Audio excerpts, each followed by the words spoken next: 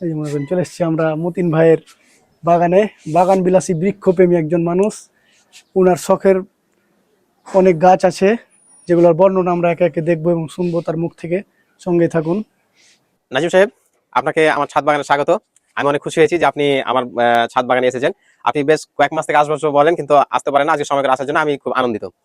আপনাকে আমার ছাদ বাগানটা পরিদর্শন করে দেখাবো, কিন্তু তার আগে একটি কথা না বললে নয়। আমার ছাদ বাগানটা মূলত ছিল ফুলের বাগান। ফুলের বাগান থেকে এই বাগানটাকে আমি ফলের বাগানে রূপান্তরিত করছি। ফুল এগুলো, এই যে এখানে দেখতে পাচ্ছেন, এই যে এগুলো মালটা এ পাশে আরো ধরে আছে অসংখ্য। এই যে এখানে খুব হচ্ছে মিষ্টি সুন্দর। আলু, লাল জাতের মিষ্টি আলু, এটা লাল গাছ মিষ্টি আলু। এটার সাথে এখানে এই গাছটাতে আনুমানিক 30 কেজি মতন মানে ছিল, মানে পেয়ারা ছিল। এই যে এগুলো দেখতে পাচ্ছেন, এই যে এগুলো দেখতে পাচ্ছেন। ঘটনা হচ্ছে যে আমার এগুলো আমের ফলের কারণে ডালগুলো পর্যন্ত ভেঙে গেছে, যেগুলো সবই ভেঙে গেছে, দেখতে পাচ্ছেন সবই ভেঙে গেছে। যেগুলো মানে ফলে পরিপূর্ণ হয়ে আছে। এই যে আমাদের সাথে সাথে ফল। এখন আমার দুইটা হচ্ছে, আমি ফুল গাছগুলো ক্রমান্বয়ে কিছু হটাতে চাই এবং ফলের গাছে রূপান্তরিত করতে চাই। আপনারা দেখতে পাচ্ছেন একটি মানে ভিয়েতনামি আমরা, এই আমরা গাছটিতে সারা বছর আমরা দেয়। আমরা স্বাদ মানে খুব ভালো, এটা মানে টক ছাড়া। এই তো এটার সাথে দেখতে পাচ্ছেন আপনারা নয়নতারা ফুলের গাছ, এখানে দেখতে পাচ্ছেন মানে এই যে চন্দ্রমল্লিকা ফুলের গাছ। আমি একসাথে এগুলো যত্ন নিই এবং এগুলো আমি একসাথে চাষ করছি। আপনারা পাশে দেখতে পাবেন আরেকটি, একটি হচ্ছে হলুদ ফুলের গাছ। এটিও সারা বছর ফুল দেয়। এই যে দেখতে পাচ্ছেন ফুল আসছে, এটা ক্রমান্বয়ে ফুল দিতে থাকে। বেশ কিছু গাছ রয়েছে ক্রমান্বয়ে মানে একটার পর একটাতে ফুল দিতে থাকে। আপনারা দেখতে পাচ্ছেন এখানে আরো একটি ফুলের গাছ। তো এই ফুলগুলো হচ্ছে হলুদ এবং দেখতে খুব সুন্দর। আমার ছাদ বাগানের এটাকে মূল আকর্ষণ বলে বলতে পারেন। এই গাছটি বর্ষার সময় বেশি ফুল দিয়ে থাকে। আপনি এক পাশে দেখলে দেখতে পারবেন, এটি অনেকে সুপারি গাছ বলে, অনেকে ডাব গাছ বলে, কিন্তু এগুলো কিছুই না। এটা এক ধরনের মানে এই যে পাতাবাহারের মতোই একটা গাছ, যেটা মানে আমার ছাদ বাগানকে আরো শোভাবর্ধন করছে। নাজিম সাহেব, এখানে আপনি একটা দেখতে পারবেন, সেটা হচ্ছে এটা একটা পাতাবাহার গাছ।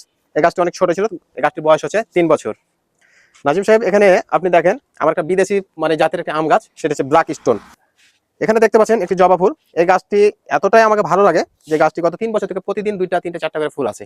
যে এখনো দেখতে পাচ্ছেন, আজকে একটি ফুল হয়েছে, কালকে যে এগুলো হবে এগুলো হবে। এই যে এগুলো আগামী কালকে হবে।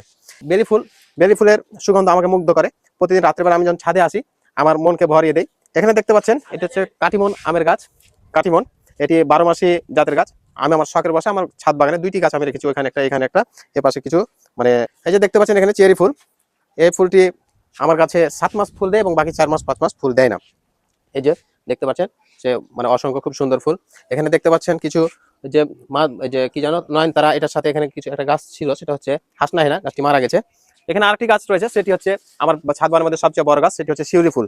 এটি নভেম্বর থেকে জানুয়ারি পর্যন্ত 2 মাস মানে প্রতিদিন মানে অনেক ফুল হয়। রাত 9টার সময় ছাদে আসলে মানে আপনার মন ভরে যাবে। এমনকি দেখতে পাচ্ছেন আমার বাসার পাশে যে মেন রাস্তা, এই রাস্তা থেকে মানুষ কিন্তু মানে এই যে এই গাছের ফুলের কিন্তু গন্ধ নেয় এবং বলে আসলে এখানে কিসের গন্ধ, এটা এত সুন্দর মানে সুগন্ধ।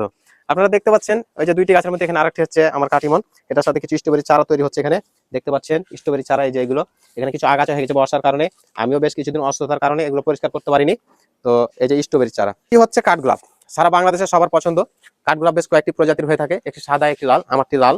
তো এই যে কাঠগোলাপ দেখতে পাচ্ছেন, এটা মানে আমার ছাদকে আরো আকর্ষণীয় করে তুলছে।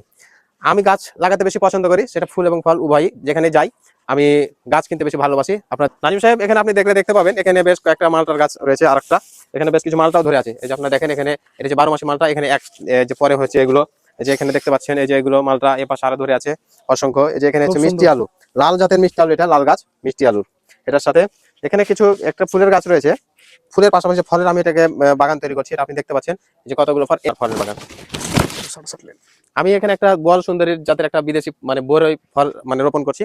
এই গাছটি রোপণ করার উদ্দেশ্য হচ্ছে যে আমি আগামী রমজানে আমি এই গাছ থেকে আমি প্রতিদিন কিছুটা হলেও মানে আমি 30 দিনে আমি কিছু কিছু ফল পেরে আমি আমার ইফতারের তালিকায় আমি এই ফলটা রাখতে চাই। এখানে একটি গাছ দেখতে পাচ্ছেন, এই গাছটি আমার কিনে আনা হয়েছে। এটা হচ্ছে লটকন, যেটা চাঁপাইনবাবগঞ্জে সেরকম কোথাও দেখতে পাওয়া যায় না। এটা হচ্ছে নরসিংদী থেকে এই গাছটি আনানো হয়েছে। এটা হচ্ছে লটকন। এই যে আরো কিছু আমার ফুলের গাছ দেখতে পাচ্ছেন। দেখতে পাচ্ছেন আমার ড্রাগন গাছ। আমি গত 3 বছর থেকে আমি এই ড্রাগন ফলগুলো মানে আমার বাসা থেকে খাই, এগুলো আমি বাজার থেকে কিনি না। দেখতে পাচ্ছেন এই যে সবগুলো মানে এগুলো লাল হতে লেগেছে। আর ড্রাগনের সম্পর্কে আপনাদের একটু বলি, ড্রাগন আপনারা তখন খাবেন যখন এটা পেকে পেকে ওনার ফুলের জায়গাগুলো ফাটা শুরু হবে, তাহলে এটা সর্বোচ্চ মিষ্টতা আপনি পাবেন। এই যে পাশে আরো একটা, এই গাছ থেকে আমার ছাদ বাগানে এখন মোট 4টি ড্রাগন গাছ। এবছর আমি 4টি গাছ থেকে 200-এর বেশি ড্রাগন পেয়েছি। আপনারা দেখলে দেখতে পারবেন এই যে এখানে আরেকটি কমলার গাছ রয়েছে। এটি হচ্ছে যেটা আমরা নেটে কিনতে মানে বাজারের নেটে আমরা যেটা পাই সেটা হচ্ছে দার্জিলিং জাতের কমলা।